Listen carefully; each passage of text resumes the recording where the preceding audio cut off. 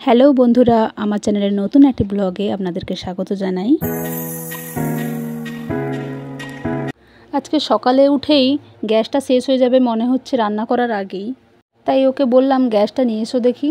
তাই ও গ্যাসে ধুলো পড়েছিল, ওই ধুলোগুলো ঝেড়ে নিয়ে গ্যাসটাকে গামছা জড়িয়ে ও নিয়ে গেল গ্যাস আনতে। গ্যাস নিয়ে এসেই ও রেডি হচ্ছে ক্যান্টিনে যাওয়ার জন্য। তার আগে ও খেয়ে নিল। এদিকে আবার আমার বাড়িতে পুকুরও খোঁড়া হচ্ছে। আগে জেসিবি দিয়ে খোলা হয়েছিল কিছুটা, এখন মানুষ দিয়ে করা হচ্ছে। আচ্ছা বলি একটা কথা, কিছুদিন আগে ও স্যারেলাক খাচ্ছিল, তার একটা ভিডিও দিয়েছিলাম। সেদিন ও স্যারেলাকটা খেয়েছিল, আমার ছেলে ওই স্যারেলাকটা খায় না বলে ও শেষ করার চক্করে খেয়েছিল। কিন্তু এখন ও স্যারেলাকটা খাচ্ছে একটা অন্য কারণে।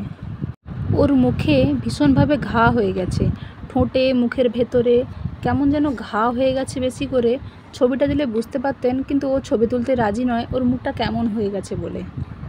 এই নিয়ে ওর 3বার এইরকম হলো, আর কেন হচ্ছে ওর কারণ খুঁজে পাওয়া যাচ্ছে না।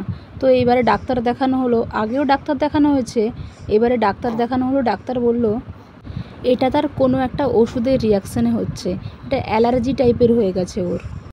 তো ডাক্তারবাবু কাউন্সেলিং করলেন, মানে অনেকক্ষণ ধরে জিজ্ঞাসা করলেন যে এর আগে যখন হয়েছিল তখন কোনো ওষুধ খেয়েছে নাকি। এসব থেকেই বর্তমানে 2টো ওষুধের নাম ধরা পড়েছে যার জন্য ওর অ্যালার্জি হচ্ছে। ওটা হলো O2 আর জ্বরের অ্যান্টিবায়োটিক ক্লাভাম।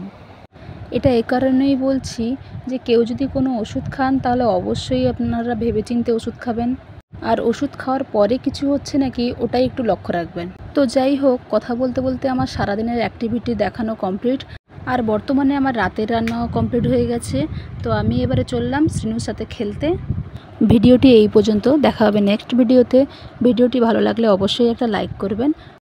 তো বাই, গুড নাইট, শুভরাত্রি।